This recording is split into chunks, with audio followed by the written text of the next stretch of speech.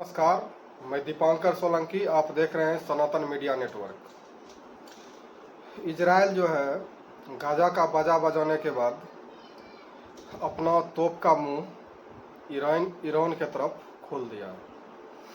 दरअसल इसमें इजराइल की गलती नहीं है। हमास जो है, इजराइल और हमास के बीच में युद्ध रुका हुआ था।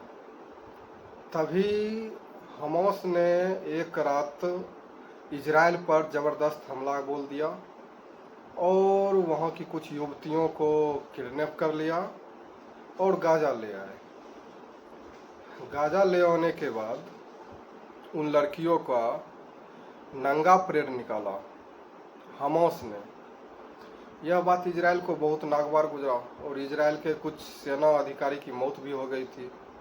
तो इजराइल ने गुस्से में क्या, कोई भी देश के साथ अगर ऐसा होगा तो वो देश ऐसा ही करेगा। इजराइल ने गाजा को ख़त्म करने की कसम खाई और लगभग गाजा अपने समाप्ति की ओर अग्रसर है। लेकिन जब गाजा पर ताबड़तोड़ हमला हो रहा था तो ईरान को ये चीज़ बर्दाश्त नहीं हुई और ईरान ने भी इजराइल पर हमला बोल दिया। इजराइल के बिल्डिंग पर हमला बोल दिया और ईरान तो यहाँ तक कह रहे हैं कि सेना मुख्यालय, इजराइल का जो सेना मुख्यालय है उसको हमने उड़ा दिया है। तो जवाबी कार्रवाई में इजराइल ने भी ईरान पे हमला बोला और इजराइल अब ये बोल रहा है कि हमने ईरान के परमाणु ठिकानों पर बमबारी किया और उसे तबाह किया। अब देखने की बात यह है कि यह कहाँ तक सही है और कहाँ तक गलत है। लेकिन इजराइल अपने यहूदियों का एकमात्र देश है इजराइल, और वो अपने अस्तित्व के लिए लड़ रहा है। जिस प्रकार हिंदुओं के लिए पूरे विश्व में कोई भी देश नहीं है और भारत के हिंदू अपने अस्तित्व के लिए लड़ रहे हैं, ठीक उसी प्रकार इजराइल के यहूदी जो है अपने अस्तित्व के लिए लड़ रहे हैं। बहुत सारे व्यक्ति को देख रहे हैं कि वो लोग हमास का साथ दे रहे हैं भारतीयों को और ईरान का भी साथ दे रहे हैं। साथ देना भी चाहिए, सभी का अपना अपना नज़रिया होता है और अपना अपना रवैया होता है। मैं पूर्ण रूपेण इजराइल के साथ हूँ और अगर कोई भी आदमी, कोई भी देश, कोई भी राज्य, कोई भी बिजनेस अगर अपने अस्तित्व के लिए लड़ रहा हो तो अस्तित्व किसी का भी रहना चाहिए। और ईरान, गाजा, तुर्की, इराक, ये सभी मिलकर चाह रहे हैं कि इजराइल को हम ख़त्म कर दें। लेकिन इजराइल बहुत ही शक्तिशाली देश है और शक्तिशाली तो है ही, और जब कोई अपने अस्तित्व के लिए लड़ता है तो वो पूरे दमखम के साथ लड़ता है।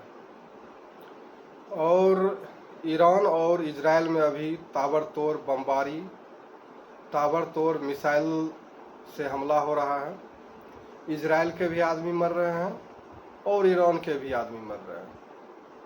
युद्ध कहीं से भी किसी भी देश के लिए हानिकारक ही होता है। युद्ध कोई रास्ता नहीं है, लेकिन जब युद्ध के बिना कोई समस्या का हल नहीं हो तो लास्ट में युद्ध करना पड़ता है।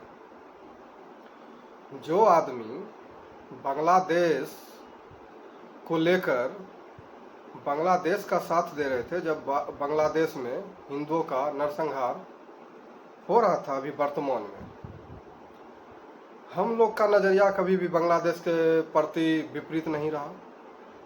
बांग्लादेश के साथ, बांग्लादेश की जब पीएम शेख हसीना थी तो हम लोगों ने मिलकर बहुत सारी योजनाओं पे काम किया, बहुत सारी योजनाओं का विकास किया और बांग्लादेश का भी विकास हुआ।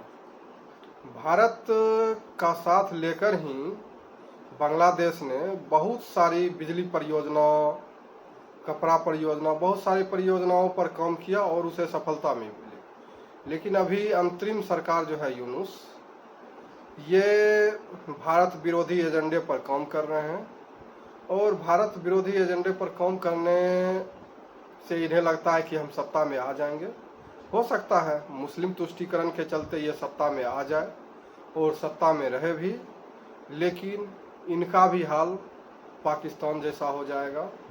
एक समय जब शेख हसीना बांग्लादेश का नेतृत्व कर रही थी तो बांग्लादेश पूरे एशिया में लगभग अच्छी इकोनॉमी दर्ज कर रही थी, लेकिन अब जब यूनुस सरकार जब से कमान संभाली है तब से बांग्लादेश की स्थिति में काफ़ी गिरावट आई है और हो सकता है कि उसका हाल श्रीलंका से भी बदतर हो जाए, वो दिन दूर नहीं है। और बात इजराइल और ईरान की कर लें तो इजराइल द्वारा ईरान पर हमला किया जा रहा है और ईरान द्वारा इजराइल पर हमला किया जा रहा है और भारत सरकार को चाहिए एकदम क्लियर स्टैंड के साथ इजराइल का साथ दे, क्योंकि जब हमारी कश्मीर समस्या मेरे और पाकिस्तान के बीच में है तो उसमें ईरान हर हमेशा पाकिस्तान का साथ देता है ईरान। तो हमें भी चाहिए कि इजराइल का साथ दे और खुले तौर पर दे और जिस चीज़ से है वो चीज़ से दे।